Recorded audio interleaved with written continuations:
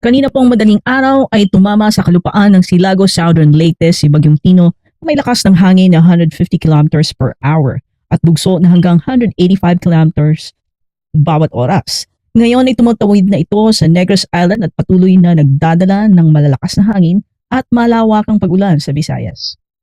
Patay sa pinakahuling ulat ng Pag-asa, Bulletin number 14, November 4, 11 in the morning, nasa ilalim pa rin ng signal number 4 ang mga sumusunod na lugar: Negros Oriental, Villahermoso at Canlaon City, Negros Occidental, San Carlos City, Salvador, Benedicto, Calatrava, Toboso, Escalante City, Sagay City, Cadiz, Manapla, Victorias, Enrique Magalona, Silay, Talisay, Bacolod, Murcia, Bago, Ulupandan, Valladolid, La Carlota City, San Enrique, Pontevedra at La Castellana.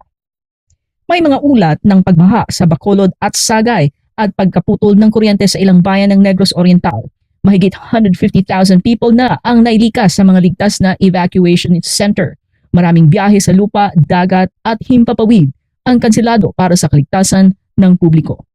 Ayon sa Pag-asa, tatawirin ni Tino ang buong Negros Island ngayong gabi hanggang bukas ng umaga bago ito dumaan sa Northern Palawan at tuluyang lumabas sa West Philippine Sea sa loob ng 1 hanggang 2 araw.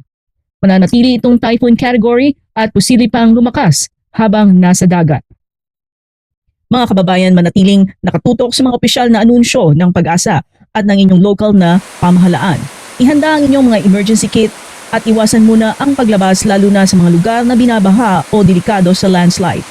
Muli, ako po si Camille, ang inyong lingkod para sa inyong kaligtasan at kaalaman. Mag-ingat po tayong lahat at sama-sama po tayong manalangin para sa mabilis na paglayo ni Bagyong Tino.